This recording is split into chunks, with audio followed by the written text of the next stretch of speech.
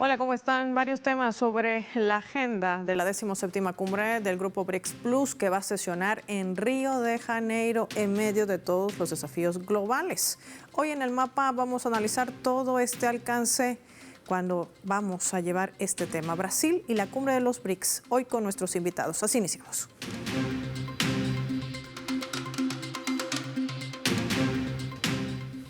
Vamos a desplegar nuestro mapa y revisar algunos datos claves que forman parte también de este encuentro.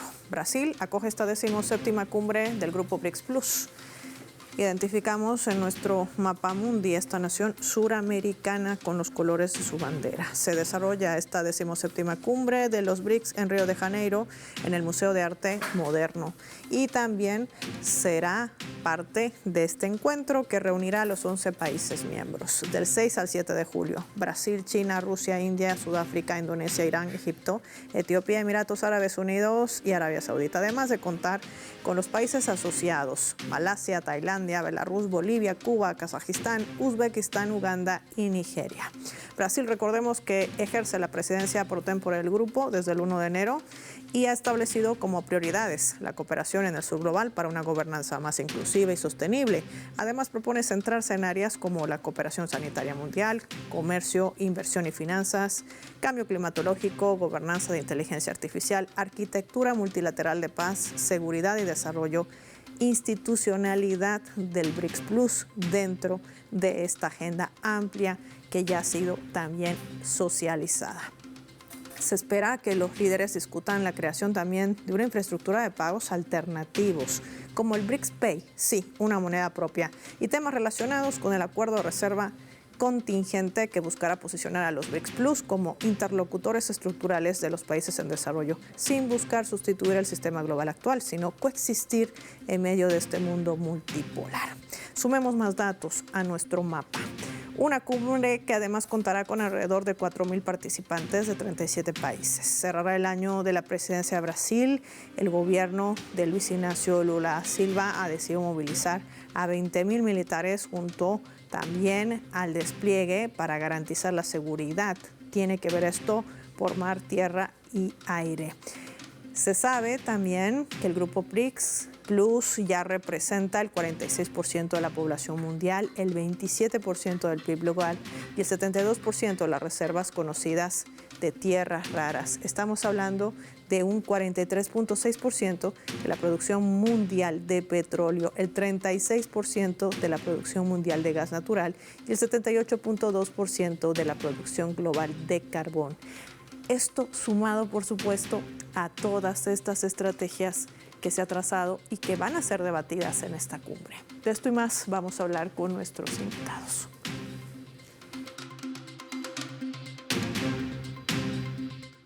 Nos acompaña para analizar este escenario desde Brasil, Breno Altman, quien está junto a nosotros, director de Opera Mundi.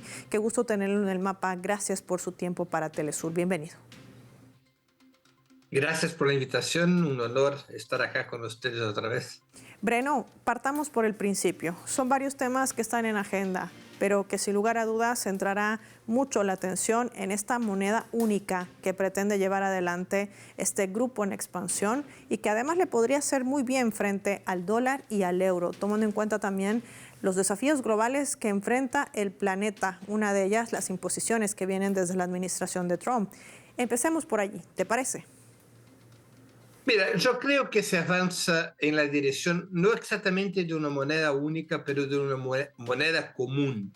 O sea, no sería una moneda que reemplazaría monedas nacionales, pero una moneda a través de la cual los países podrían hacer transacciones comerciales y financieras sin pasar por el dólar. Popularmente se conoce eso como la desdolarización de las transiciones corrientes entre los países del BRICS. Los países no sería, digamos, como ocurre en la Unión Europea, en la cual los países tenían una moneda nacional y la reemplazaron por una moneda única. En ese caso, se habla de una moneda común. Yo creo que se ha avanzado un poco en los últimos años y creo que hay disposición de se avanzar más rápidamente en el seno de los países del BRICS. Pero hay obstáculos que tienen que ser ultrapasados. ¿no? Es una operación que estamos hablando de países que tienen economías muy diferentes en términos de escala, en términos de relación con el mercado financiero mundial, en términos de relación incluso con el dólar. Entonces, ese proceso de adaptación es un proceso que hay que prepararlo, no es un proceso automático, es un proceso que tarda un tiempo para generar todos los instrumentos de parametrización del funcionamiento de una moneda común. Pero lo fundamental yo creo que es la voluntad de establecer esa condición, o sea, ampliar las transacciones comerciales y financieras del bloque sin pasar por el dólar. Eso representaría un fortalecimiento de las economías nacionales de los países del BRICS y seguro una pérdida gradual de hegemonía del dólar de Estados Unidos. Para que este cometido se materialice, Breno, también tendrán los países en medio de estos desafíos de alguna manera impulsar ese intercambio de tecnologías, porque estamos hablando de un comercio que prácticamente podría impulsar aún más al que ya se tiene en monedas locales, principalmente destacando la participación, por supuesto, de China y de Rusia. Mira, yo creo que hay tres frentes fundamentales para la desdolarización.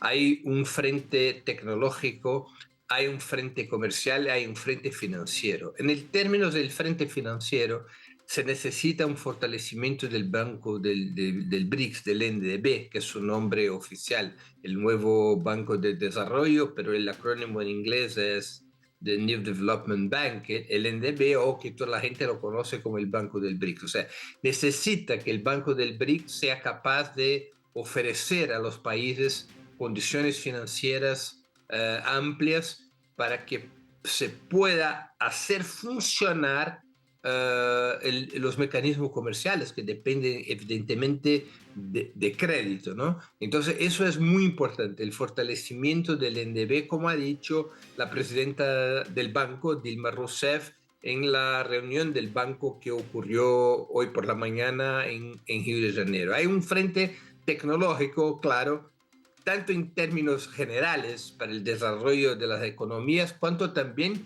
para que se pueda tener un sistema de cambios comerciales y financieros sin pasar por el dólar. La tecnología en eso es fundamental para que los sistemas puedan estar armonizados y funcionando con alto grado de tecnología. Y claro, el tema comercial, o sea, es necesario desarrollar en el interior del bloque relaciones comerciales menos desiguales que las relaciones que tenemos hoy en el mundo. No se puede generar en el interior del BRICS esas relaciones de tipo neocolonial, donde hay países que exportan commodities, que exportan productos de la agricultura o de la ganadería, o que exportan minerales e importan productos industrializados. Hay que establecer reglas comerciales en el interior del bloque que permitan a los países se industrializar, que los países más retrasados, que son más dependientes de la ganadería, de la agricultura, de la minería, que esos países puedan industrializarse. Eso es también fundamental. Entonces yo creo que esas tres frentes que están en la agenda del BRICS, pero que esas tres frentes son fundamentales para que se pueda efectivamente caminar en dirección a la desdolarización o a la moneda común, como hemos hablado hace poco. Esta es una clave muy importante que forma parte también del debate que van a sostener los países miembros y países asociados del BRICS Plus. Lo que dice Breno Altman marca un punto de inflexión, una otra cara de la moneda en medio de las disputas globales y en medio también de la estrategia que hoy se traza la administración de Trump, que también trata de golpear las economías del mundo cambiando las reglas y pasando por encima del Organismo Mundial del Comercio, que poco se ha pronunciado, por cierto, dentro de su plan, que pretende nuevamente revitalizar de las famosas sanciones, o como él le llama, una competencia de la implementación también de aranceles recíprocos. De esto y más hablaremos al volver. Gracias, Breno, por tu tiempo y tu análisis para nuestros televidentes. Y lo hacemos revisando nuestra escala.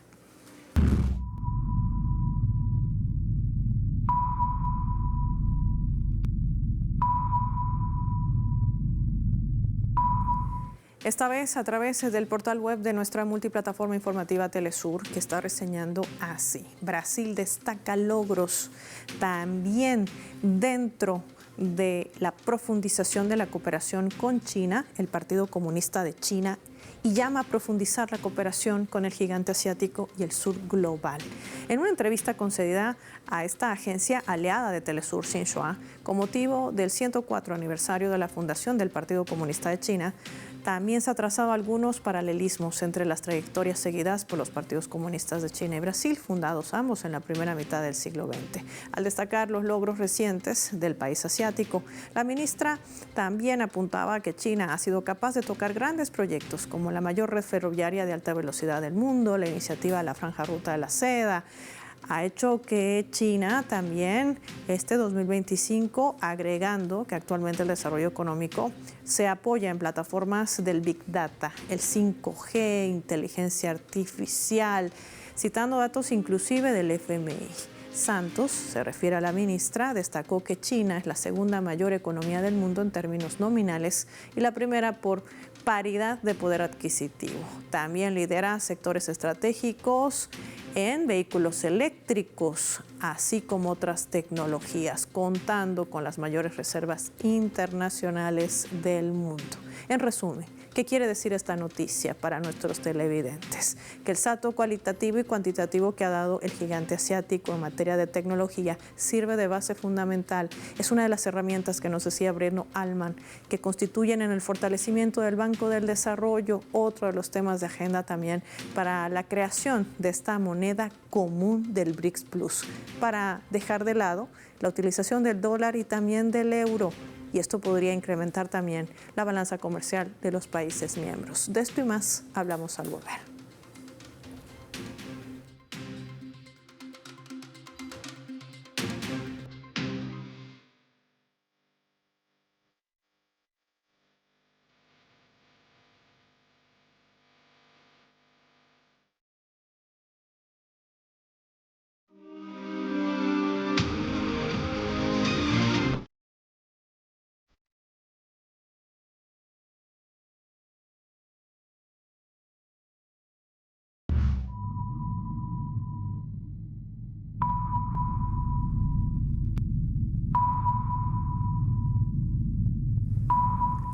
Vamos a sumar también otro elemento para el análisis a través de la fotografía. El que ven en sus pantallas, el presidente de Estados Unidos, Donald Trump, ya ha advertido que enviará cartas a sus socios comerciales con las nuevas tarifas arancelarias que planea imponer su administración a partir del 9 de julio. Si esa es la fecha tope para estas negociaciones que van a finalizar, advertía Trump, que si sus socios comerciales no llegan a un acuerdo con su gestión, pues les va a imponer impuestos aduanales unilateralmente. Hay que recordar que el pasado 2 de abril el presidente de los Estados Unidos hacía pública una lista de aranceles, ustedes recuerdan, esos aranceles recíprocos elevados. Luego, sin embargo, retrocedió en la medida estableciendo un plazo de 90 días, una prórroga para negociar, y fijaba una tasa general del 10% a otros países, que permanecería vigente mientras tuviese lugar estas eventuales conversaciones. Aunque se han alcanzado pactos con países como Reino Unido, Vietnam, y se ha logrado inclusive una parcial tregua con el gigante asiático, pues las negociaciones con Japón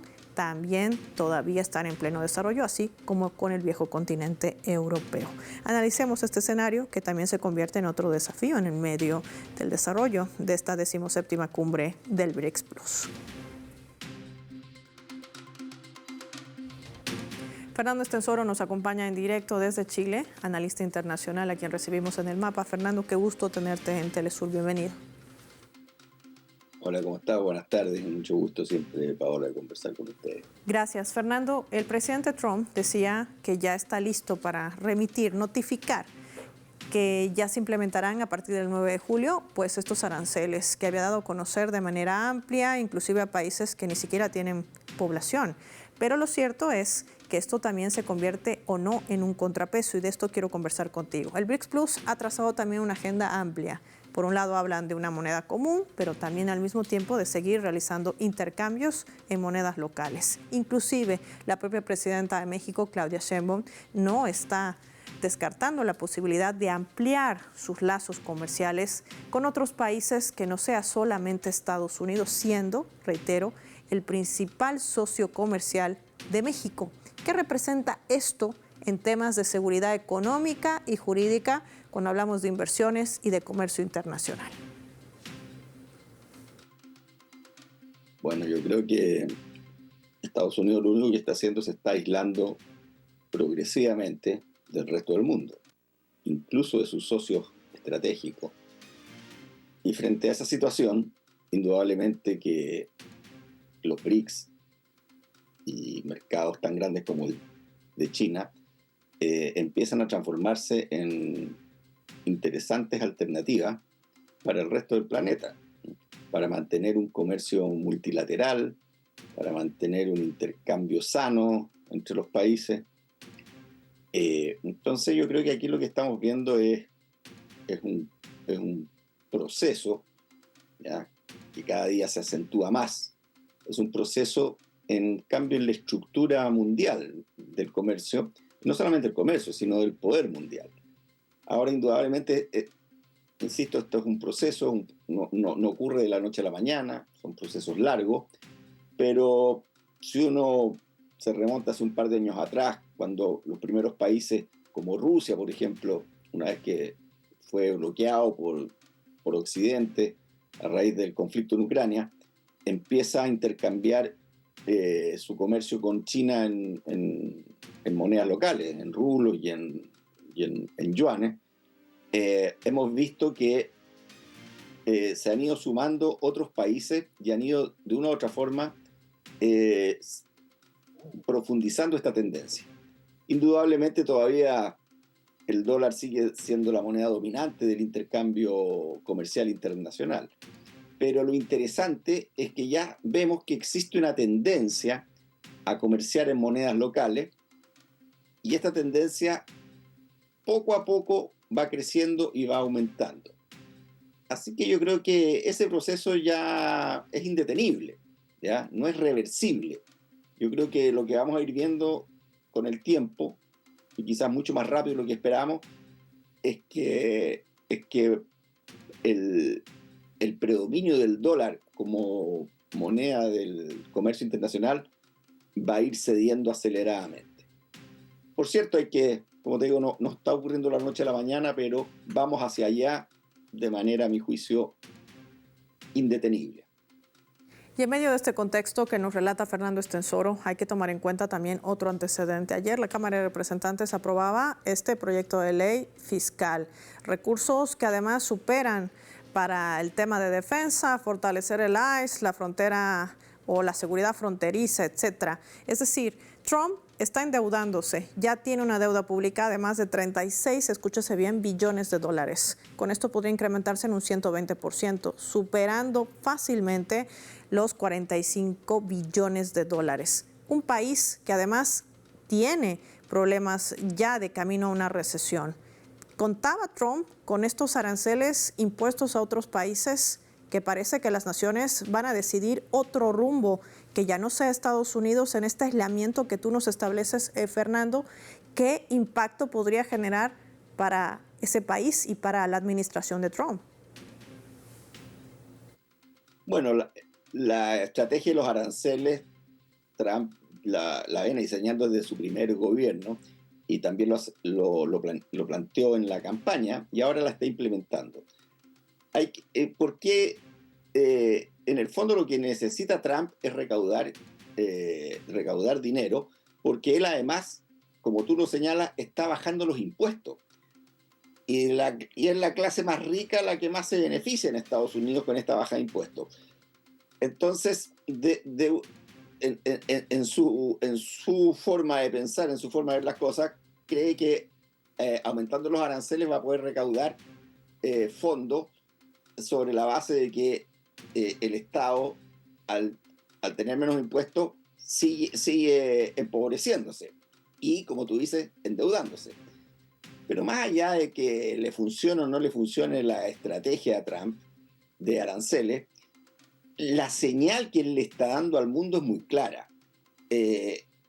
Por eso, en el fondo, Estados Unidos siempre se jactó de tener poder blando, o sea, que todo el mundo quería imitar su modelo político, económico, su suerte de campeón del multilateralismo, etc. Bueno, ese poder blando está cayéndose a pedazos aceleradamente.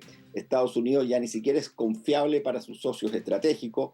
Japón tiene en este minuto una discusión muy fuerte con Estados Unidos. No le está aceptando una de las exigencias arancelarias que le está poniendo Trump. Incluso Japón y Corea del Sur están mirando a China. Hoy día China aparece como el gran campeón de la defensa del mercado multilateral del mundo. Aparece como la gran alternativa, ¿no es cierto?, a poner las reglas o a dirigir un proceso de reglas del mercado mundial, porque además es el segundo mercado del planeta. Estados Unidos es el principal mercado del mundo en cuanto a importaciones, pero el segundo mercado del planeta es China, y además que China tiene una enorme capacidad para crecer. El mercado interno de China, a eso me refiero. En cambio, Estados Unidos está colapsado. Estados Unidos no puede seguir creciendo. Y por eso que Donald Trump está tomando estas medidas que en el fondo está buscando proteger al mercado interno estadounidense. Pero con eso lo hace cada vez menos competitivo y cada vez menos atractivo para los grandes, para el resto de los países, ¿no es cierto?, que buscan vender sus productos en el mercado estadounidense. Entonces, ¿qué pasa con el resto del mundo? Empiezan a buscar formas y mercados alternativos.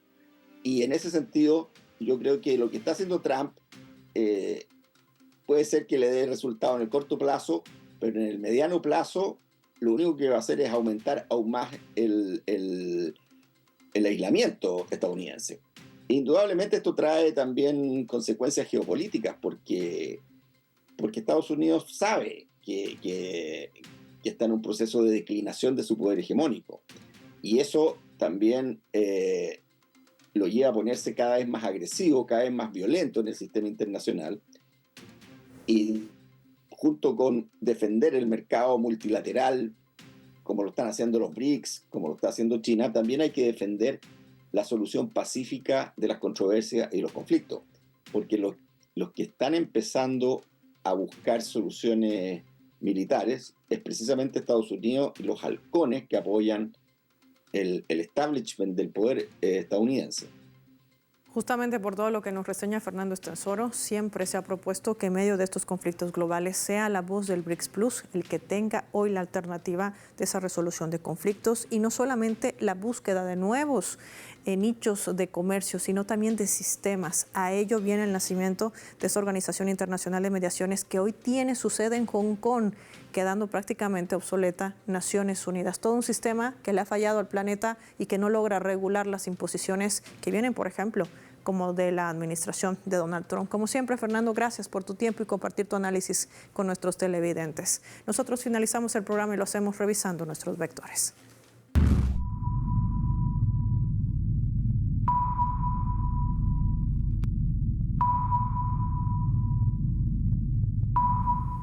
Nuestro radar en el mapa hoy nos refleja las tres claves sobre este tema. 1. Sur global. La 17ª cumbre de los BRICS Plus apuesta por el fortalecimiento del sur global y la cooperación para una gobernanza más inclusiva y sostenible, con una expansión que consolida al grupo como una de las fuerzas geoeconómicas y políticas a gran escala, con más del 45% de la población mundial y un Producto Interno Bruto conjunto que ya supera el del G7 en términos de paridad de poder y también adquisitivo. Y el Banco del Desarrollo también será clave para esto.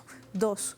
Moneda común. La iniciativa de esta moneda común de los BRICS Plus se enfrenta a una serie de retos, entre ellos reforzar la cooperación tecnológica y armonizar las políticas y legislaciones financieras. Podría convertirse también en ese tercer medio de pago transfronterizo más importante después del dólar y del euro.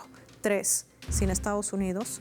Pese a la política de Trump de aplicar mayores aranceles y seguir con su política de confrontación, los BRICS Plus se convierten en esa alternativa a gran escala, no solo por la seguridad que esto podría conllevar para esas relaciones comerciales entre los países, incluso México, que no forma parte, pero que va a asistir a esta cumbre como país observador, está convencida que debe ampliar su espectro de colaboración y no quedarse centrado solo en los Estados Unidos. Ahí fundamental el peso de China y también de Rusia. Soy Paola Pérez y nos vemos en una próxima edición del Mapa.